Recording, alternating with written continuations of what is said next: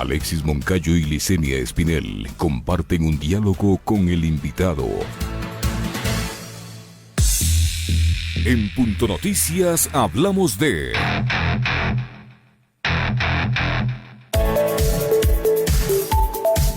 El pasado 15 de diciembre, la Asamblea Nacional aprobó el proyecto que reforma al Código Orgánico Integral Penal COIP en materia anticorrupción en contratación pública, que, según las autoridades económicas del gobierno, viabilizaría el segundo desembolso de $2.000 millones por parte del Fondo Monetario Internacional. La aprobación de esta propuesta de normativa, que pasó a conocimiento del Ejecutivo para su sanción o veto, recibió el respaldo de 127 votos a favor y 3 abstenciones del bloque de la Revolución Ciudadana.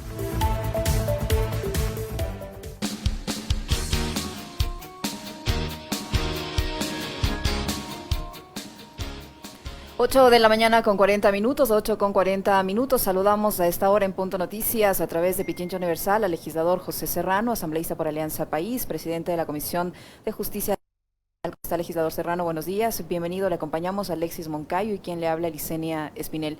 Yo quisiera comenzar esta entrevista preguntándole qué opina usted como político, como asambleísta, de esta pugna que existe entre el Tribunal Contencioso Electoral y el Consejo Nacional Electoral, que nos tiene la incertidumbre, que no se sabe si se van o no a aplazar las elecciones, que no se conoce si va o no a poder participar el señor Álvaro Noboa, con dos instituciones, una que defiende una candidatura del Partido Social Cristiano y de Creo, otra que defiende la candidatura o la inclusión de la candidatura del señor Álvaro Noboa. ¿Cuál es su criterio? Buenos días, bienvenido. Buen día. Bienvenido. Bueno, más allá de mi posición como o entregar simplemente un análisis, quisiera dar mi criterio en realidad como legislador, porque los dos organismos están sujetos a fiscalización de la Asamblea Nacional. Y yo creo que es vergonzoso para el país lo que está sucediendo, ¿sí? Sí, obviamente la clase política como tal estamos siempre en una situación compleja en torno a la credibilidad con nuestros compatriotas, la misma institucionalidad está siempre cuestionada por la ciudadanía. Imagínense lo que está sucediendo en este momento cuando se está tratando a las organizaciones, a las máximas organizaciones electorales del país como una verdadera hacienda, ¿no? Como una verdadera hacienda, como un verdadero banco, ¿no? Donde básicamente aquí no se están defendiendo los intereses de nuestros compatriotas, sino aquí están defendiendo los intereses que cobra tal o cual banco, ¿sí? Que cobra, o sea, en realidad no parece una instancia que está protegiendo los derechos de los ecuatorianos y las ecuatorianas, parece una instancia que está defendiendo en realidad a una junta directiva de un banco que obviamente quiere ganar las elecciones para establecer su listado de intereses a los créditos y a los ecuatorianos y a las ecuatorianas. Es simplemente inadmisible, yo diría, lo que está sucediendo este momento con el sistema electoral ecuatoriano. Y obviamente creo que las decisiones que se van tomando ahí, por ejemplo, que la Fiscalía haya decidido abrir una investigación en torno en torno justamente a las irregularidades que ya pueden caer hasta en el ámbito penal, creo que es importante. Y con este precepto que nadie puede inmiscuirse o involucrarse en el proceso electoral, al país le tienen en vilo, a punto seguramente de suspender elecciones y sin darle una muestra a los ecuatorianos y a las ecuatorianas de confianza que serán fundamentales para las elecciones del año 2021, ¿no? Hay dos cosas, doctor Serrano, ¿cómo está? Muy buenos días. Un gusto saludarle. La primera, ¿usted cree que el Consejo Nacional Electoral está controlado ahora mismo por la Alianza Social Cristiana, Creo, por un lado? Y lo otro, esa conformación del actual Consejo Electoral y del Tribunal también, de integrarlos con miembros de organizaciones políticas como lo hizo el Trujillato, ¿fue un error? Mire, para mí el tema de fondo, reitero, es el criterio que da. Es decir, de momento estamos viendo como una institución, que debería este rato haber garantizado ya el inicio real del proceso electoral con las candidaturas en firme de todos los ciudadanos y de todas las ciudadanas que aspiren legítima y legalmente a ser candidatos a la presidencia de la República y a las otras dignidades, está defendiendo los intereses, defendiendo los intereses prácticamente como que si fuera un banco esa institución. Yo creo que ese ejemplo que estoy dando es lo más simple posible, pero al mismo tiempo lo más grave posible de cómo se está manejando a la instancia electoral en nuestro país. Imagínense, estamos dependiendo de votos, de consejeros que simplemente deciden un buen día no asistir a las sesiones para no darle la cara al país, para no tomar decisiones e inmediatamente con eso bloquear el proceso electoral, un proceso electoral que ya desde ahí ya nace manchado, que ya nace obviamente que ya vemos que no va a ser transparente, porque si esa es la condición que se da públicamente, imagínense, no sabemos qué es lo que puede estar pasando casa adentro, no sabemos en realidad qué es lo que puede estar pasando con el sistema tecnológico que va a utilizar el Consejo Nacional Electoral, no sabemos en realidad qué intereses adicionales se van a manejar dentro del proceso como tal, ya para el momento mismo en el que tengamos las elecciones. Entonces, lo único que están generando es una desconfianza total, están debilitando nuestra democracia. Tal vez poner el ejemplo de lo que sucedió con Estados Unidos. En Estados Unidos usted tenía un presidente de la República que era nada más y nada menos el presidente de la República que se resistía a toda costa a aceptar esos resultados aceptar unos resultados electorales en los cuales él perdía una reelección. Pero sin embargo, el sistema, la estructura democrática como tal, le obligó a aceptar, es decir, a regañadientes, señalando sus cuestionamientos a ese proceso, pero tuvo que aceptar. ¿Sí? ¿Y cuánto tiempo tomó eso en aceptar? Es decir, tomó un tiempo prudencial, una semana, 15 días. La diferencia es que ellos tienen un sistema de 200 años que ha estado vigente y nosotros acá tratamos de refundar el país y de reinstitucionalizarlo cada 5. Ellos tienen un proceso de 200 años, nosotros tenemos un proceso desde 1830. Es decir, nada más y nada menos un sistema que también, un sistema democrático que con sus errores y virtudes, pues obviamente debería estar este rato en este mundo moderno, por llamarlo así, donde los sistemas de comunicación son tan ágiles, tan inmediatos. Lo que requeriríamos es que esa institucionalidad, además presentada por 3 vocales que vemos que simplemente no asisten a las sesiones, decidieron no asistir a las sesiones, y el Ecuador tiene que estar a lo que estos señores digan. Una vez terminado el proceso electoral, habrá que analizar muy seriamente desde la Asamblea cuál es el rol de estos personajes, y obviamente ponerlos también en el banquillo de los acusados políticos, porque esto no puede quedar así. Juicio político, asambleísta Serrano. Pero evidentemente es lo mínimo que se puede estar planteando aquí. Imagínense el proceso electoral está bloqueado, está inmovilizado, reitero, porque 3 señores deciden no dar quórum, porque obviamente no saben qué tasa de interés ponerle a la democracia del Ecuador para proteger un banco. Y en otro tema, asambleísta Serrano, ¿cuál es el alcance de las nuevas reformas al COIF que permitirán, de acuerdo a la Asamblea, a lo aprobado por la Asamblea, la lucha contra la corrupción, y cuáles son los nuevos delitos que se crean para este objetivo? Sí, yo me gustaría poner 2 antecedentes que son importantes. para estas reformas. En primer lugar, la Fiscalía General del Estado ha recibido 414 noticias del delito de peculado y concusión solamente dentro del periodo de la emergencia sanitaria, es decir, entre mayo y noviembre de este año, la Fiscalía General del Estado ha recibido 414 denuncias o informaciones para iniciar indagaciones previas de delitos de peculado y de concusión, delitos contra la administración pública, delitos contra la corrupción.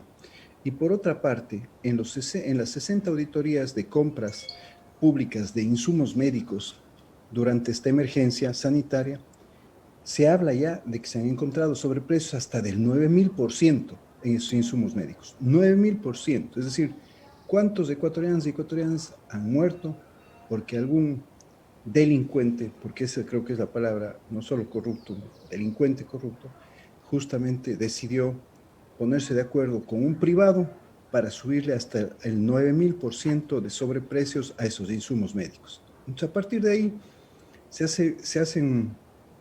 nosotros podemos mirar ya no solamente en la coyuntura, sino en el contexto y en el fondo, que estas reformas que básicamente nos incluyen 3 nuevos tipos de delitos, que son justamente la obstrucción a la justicia, los sobreprecios en la contratación pública y los actos de corrupción en el sector privado, nos dan como una mirada más concreta y más específica de cómo abordar también desde la justicia estos delitos. ¿Qué es lo que pasaba? Por ejemplo, no teníamos delito de sobreprecios. Entonces, obviamente, se podía poner cualquier valor, cualquier precio a un bien o a un servicio, y a partir de ahí, obviamente, llevarse el dinero de los ecuatorianos y las ecuatorianas. En el tema de la obstrucción a la justicia específicamente, el país se ha estado acostumbrando, o se ha estado quedando un poco atónito, como se dice, o sorprendido, cuando ya sea un funcionario público de cualquier nivel o una persona privada, una persona natural o una persona jurídica, operaba para que un proceso judicial fracase, un proceso judicial en cualquier orden, en el orden penal, en el orden civil, en el orden contencioso administrativo, en el orden tributario. En el orden contencioso tributario está justamente, por ejemplo, las reclamaciones que hace el sector privado sobre el pago de impuestos, sobre multas, sobre infracciones que le pone el Servicio de Rentas Internas.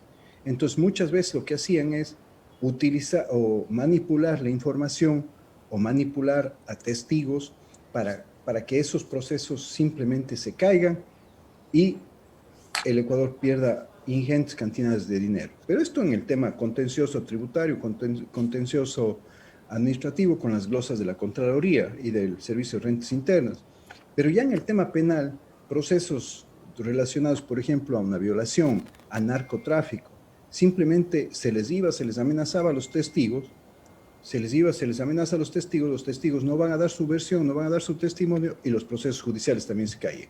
Entonces ahora también a quien se le compruebe que se ha involucrado en este tipo de manipulación o de bloqueo a la justicia, será sancionado también puede ser juzgado por el delito de obstrucción a la justicia. Y finalmente, los actos de corrupción en el sector privado. Sin lugar a dudas, los actos relacionados a los delitos relacionados al sector privado también son importantes en la medida en que se realizan varios ajustes para incluir a todas las actividades económicas, financieras y comerciales que involucran al sector privado. No solamente estaban vinculadas a algunas de las actividades económicas y financieras y comerciales del sector privado. Por otra parte, también se armonizan los sujetos determinados en este tipo de delitos con el fin de no dejar a nadie por fuera y que ningún acto de corrupción quede en impunidad del sector privado. Hemos estado viendo básicamente en el peculado se atacaba, se perseguía básicamente al funcionario público que estaba involucrado en el delito. Y muchas veces el ciudadano que actuaba desde el sector privado en ese acto de corrupción, pues simplemente quedaba libre, o más bien dicho, quedaba invisibilizado o el hecho quedaba sancionado a medias, es decir, se sancionaba al funcionario público, no al funcionario privado, y el hecho quedaba en la impunidad. Entonces, yo creo que estos elementos son importantes porque además estamos cumpliendo ya en el tema más formal, estamos cumpliendo también con la Convención Anticorrupción de Naciones Unidas, donde el peculado en el sector público, en el sector privado también está debidamente regulado y el Ecuador debía acatar esa disposición. Entonces creo que estos dos elementos más los otros dos, estos tres nuevos tipos de delitos más dos elementos que también son importantes en la reforma penal, como son incluir lo relacionado a la evasión de procedimientos contractuales para compras públicas, también creo que será un tema fundamental. Muchas veces se ha utilizado la figura del estado de excepción, la figura de la declaratoria de emergencia, simplemente como una excusa para violentar los procedimientos de contratación pública y a partir de ahí, pues, firmar cualquier tipo de contrato en el sector público, justamente sin permitir un debido concurso que le permita al Ecuador no solamente ver el mejor precio, sino también ver la mejor calidad de un producto, de un servicio que requiere el país. Y al mismo tiempo, con relación a esto, nuevamente se incluye el informe previo de la Contraloría General del Estado para la contratación pública. Esto también es importante en la medida en que ese informe previo, si bien obviamente es un tema engorroso y complejo, pues habrá que encontrar los mecanismos, para que la Contraloría General del Estado, en un tiempo prudencial, en un tiempo ágil, con sistemas tecnológicos lo suficientemente desarrollados, pues pueda emitir esos informes en el menor tiempo posible. Y obviamente hay que dotarle a la Fiscalía también del suficiente personal técnico también para que estos informes previos puedan estar en un plazo razonable, en un término razonable, listos para que cada institución pública pueda contratar. Reitero, creo que el Ecuador, como en el tema de la salud, mucho más se puede hacer con una prevención de la corrupción, es mucho menos costosa, no solo económicamente, sino también socialmente, políticamente es mucho menos costoso. Prevenir los actos de corrupción, como en la salud decía, es mucho menos costoso social y económicamente prevenir una enfermedad que curarla como tal. Entonces, combatir la corrupción tiene un elemento sustancial que obviamente está dado por la prevención y creo que esto es lo que debemos trabajar en el Ecuador. Esta es la norma. Ahora, si no existe voluntad política de esos 414 procesos que se han iniciado en la Fiscalía, más estos hechos de corrupción que van hasta por el 9.000% de incremento en los precios, de sobreprecio, pues simplemente se duplicarán y a nadie le importará. Entonces, lo que necesitamos es justamente que las autoridades de justicia, la Fiscalía y la función judicial, los jueces, con estas herramientas las utilicen adecuadamente y comencemos a ver los resultados una vez que el Ejecutivo ponga el ejecutes en la ley o en su defecto el veto. No, veamos qué es lo que hace el Ejecutivo, veamos cuál es el compromiso del Ejecutivo también con esta norma, ¿no? Y la otra es que estas normas no sean utilizadas discrecionalmente por la justicia, ¿no, doctor? Sí, por supuesto. De nada serviría si es que esto se vuelven simplemente normas para perseguir selectivamente a funcionarios o exfuncionarios. Esta es otra forma también de corrupción.